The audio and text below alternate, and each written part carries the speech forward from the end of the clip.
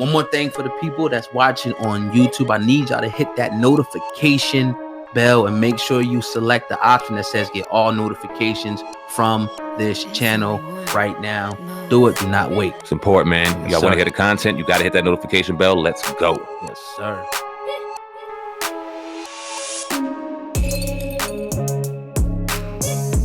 Friday on all platforms. Some of our most important moments together available in one place.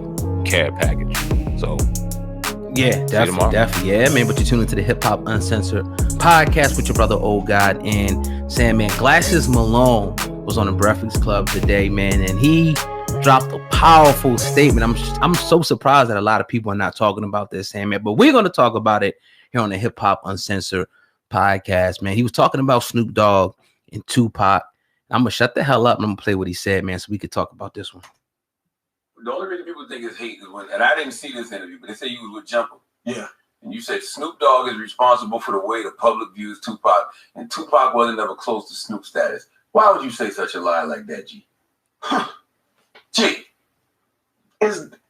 Okay, so we gonna lie in this room. No, we ain't gonna lie. Let's have a So discussion. let's be honest. Okay. Who was the nigga in the rap game?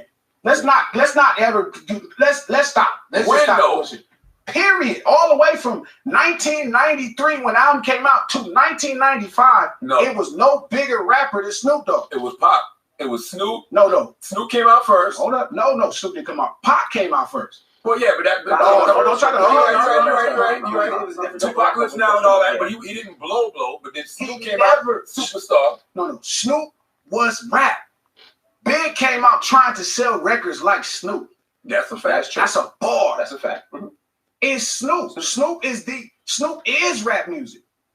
Snoop is the greatest rapper of all time. Not if he's the best, not if this, he's the greatest. Like Snoop could go to any mall in America and they gonna know.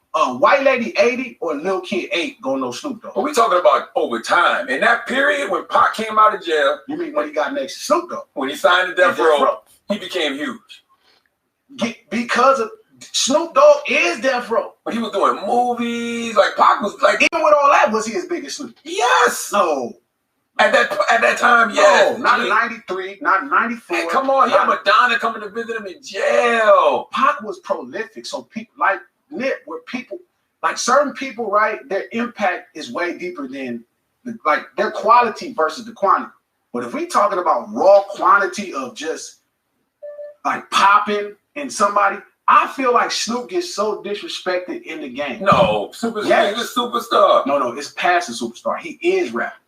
Now, No, he always been rap from the first day. All right, so that's Glasses Malone on the Breakfast Club, SamAnt. I'm gonna let you go first on this one. Okay. What do you think about the statement that he made, man, saying Snoop, maybe not the best, but the greatest rapper? I like the way he broke it down because it made sense. Mm-hmm. What do you think?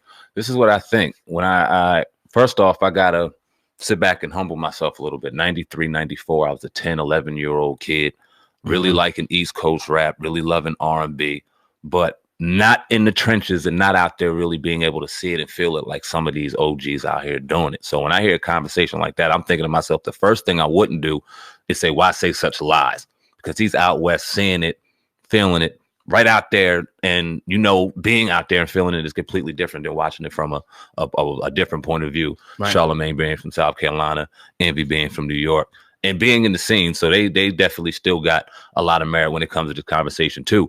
But I'm not going to sit back and go, he's lying. And here's why.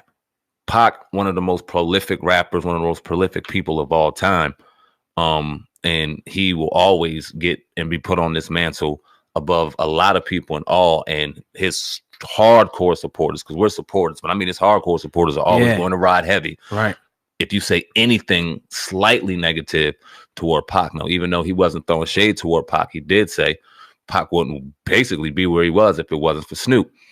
I got to think about this. Now, the first rap album I ever got was Doggy Style, 1993. That's what I'm saying. Yeah. It was a tape.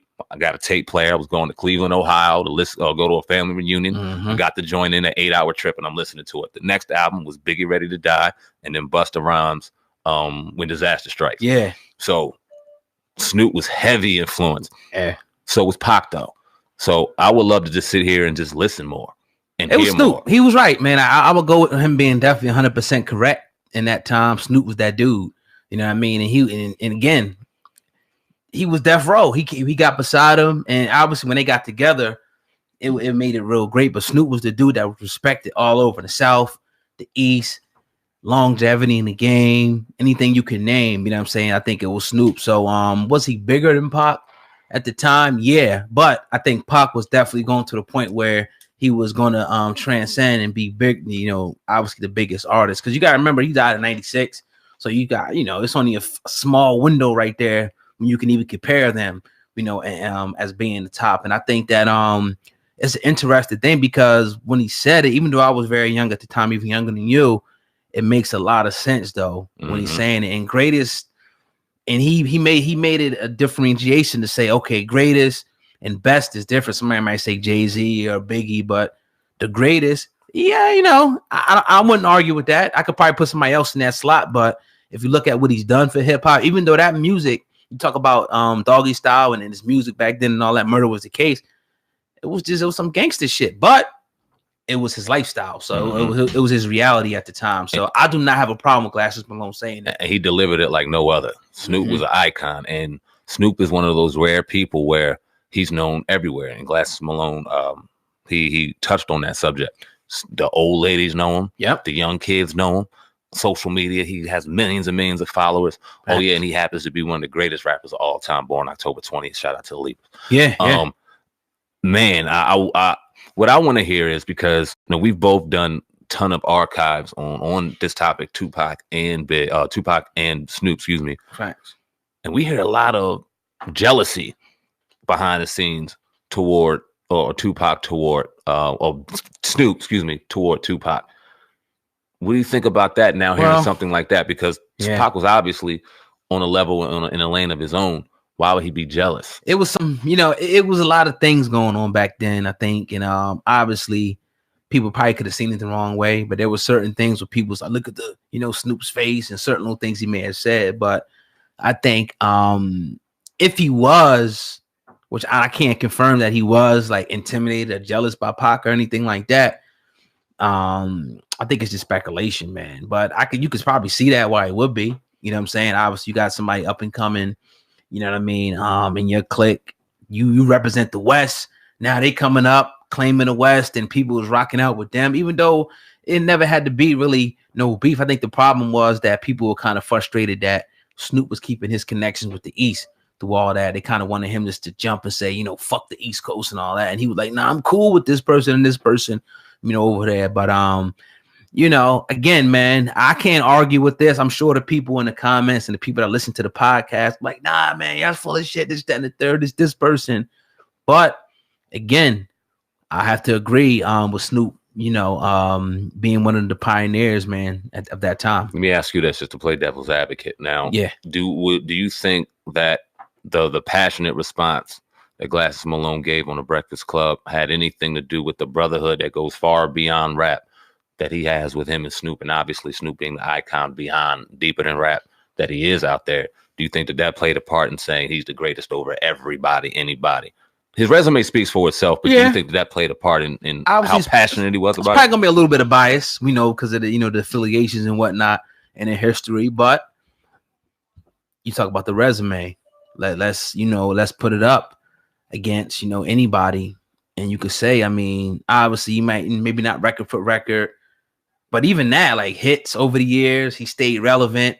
He stayed doing all types of different things too, and the football stuff on Netflix. People like, it's Uncle Snoop, like, it's real talk. Kids know him. Snoop just won a fucking my bad to cut you off. Good, yeah. Just won a BET award for a gospel album. That's what I'm saying. That just shows you how relevant he is still in pop culture, to be winning fucking BET awards in the gospel genre. Like, dude is an icon, man. Yeah. You definitely can't take anything, away from that, brother. But definitely a positive conversation there, and can't wait to get Glasses Malone on our podcast. It's going down. Definitely. It's going down. We got people with middlemen in place and relationships in place where that's going down. I found that out today for you, old guy. That's what's up. Yeah, no doubt, man. So shout out to Glasses Malone, man, and definitely always shout out to the Breakfast Club over there, man. I want to jump over here, man, while I find Kodak Black, Rick Ross clip. I'm going to talk about Rick Ross sat down with the Big Boys Neighborhood, and he spoke about 50 Cent.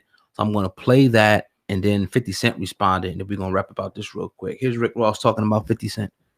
Do you see that coming also with you and 50, or you feel like man, we not there, or I didn't instigate, I'm good? Honestly, I'm a businessman. If 50 Cent still had value, I may have been done it. But not being funny, not on homie just ain't, you know, he ain't that dude no more. We was riding through LA smoking the Hate It or Love It yesterday. Yes, sir. Hate It or Love It. The Underground's on top. Yeah. We was saluting Cool and Dre. That's Miami, who did the production. Game, 50 Cent, that was dope. If he was still making music like that, of course, when one of my dogs could hit me, Drake could hit me, and say, Rose, I got 50 on the record. And if he was still dope like he was 8 years ago, Rose, lace that. Because I'm on fire. It don't matter who on the record. So that's Rick Ross, you know, speaking about 50 Cent. Now, 50 Cent automatically responded to this. I'm going to play his clip, and then we'll get discussion, Sam, man. I didn't instigate, I'm good. See this because it's new. Rick Ross in an interview was asked if he would ever do music with you and if he could put it aside.